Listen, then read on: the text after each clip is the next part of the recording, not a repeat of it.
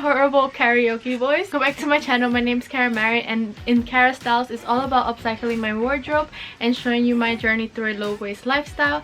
And so in this video is for my cousin 𝖘𝖙𝖞𝖑𝖊, and just so you have a backstory, it's been 3 years. 3 years trying to plan this, and we have finally come to creating this t-shirt quilt. Quick zoom to get started into this tutorial.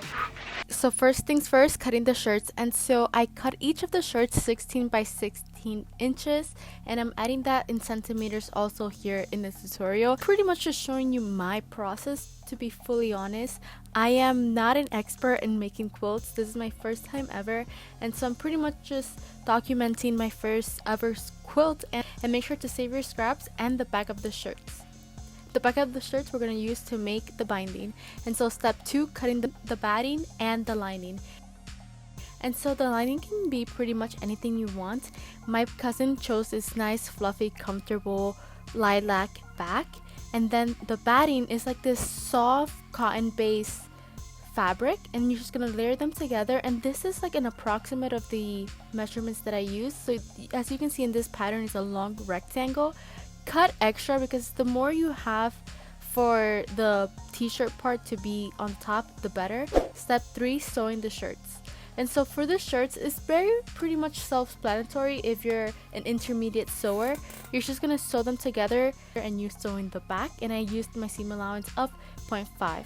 And so the direction can go either way once you start to assemble the squares. I did like a long horizontal, or you can go vertical. So step 4 is sandwiching the layers. So there's 3 layers into a quilt. There's the back, which is the back, the middle part, which is the batting, and then the front is your t-shirt. And so you layer them together, and then you use baby pins just to like make sure the layers are nicely tight and tucked. So then when you go to the sewing machine, it doesn't move on you. The better you find it, the easier it will be, and the less air bubbles you'll have. And then that's when you move on to the quilting portion, which is like the top stitching of the quilt.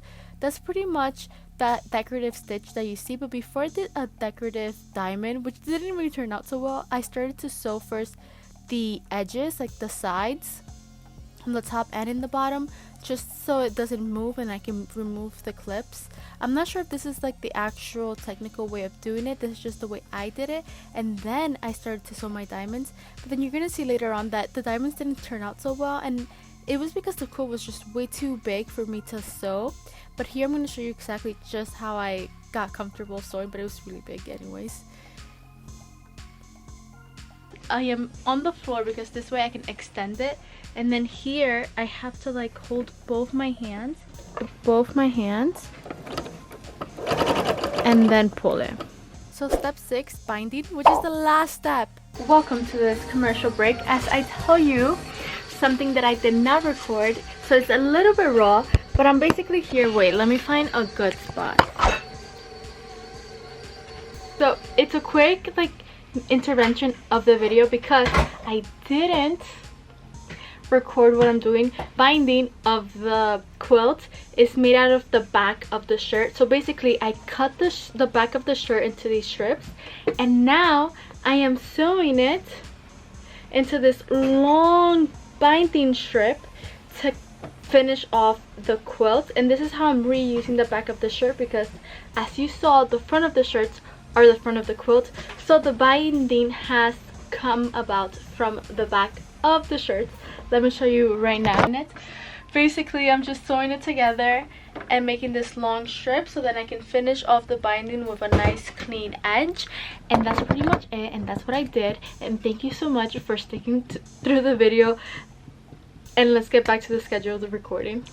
And I'm sorry I'm not showing the part where you actually sew the binding. So pretty much you're going to have the binding, you're gonna sew it in a top stitch, and then you fold it, iron, and then you top stitch again. Oh my God, look at her beauty! Okay, we're here. My mom came to her quilt. Okay guys, so we're gonna like extend it in the background so you can see the full finished result. Back one, there's a No, no todas, quedaron como 3. Sí, porque eran muchos. Eran muchas. Sí. So now it's done. It pretty much, it sums up into 6 steps, but this took a whole month. So the reward of seeing it together and assembled and like seeing all the different graphic tees together is so pretty. And then in the back here you can see where my attempt of doing a quilting stitch came along, but it's nice. And then that was it. That's pretty much the result of the quilt. In the back, as you saw, there was this very small mistake, but then she didn't mind, and it was also my first time ever creating this huge quilt. And so alright, so then thank you so much for watching to the very end of the video. Make sure to give it a like, share the video, and comment below what you thought of the quilt, if you have any questions, and also your advice, because like I said, this is my first time creating this t-shirt quilt, and so I would love to learn from you. And yeah, that's it. I'll see you next time. Make sure to subscribe to the channel, and we'll see each other next week.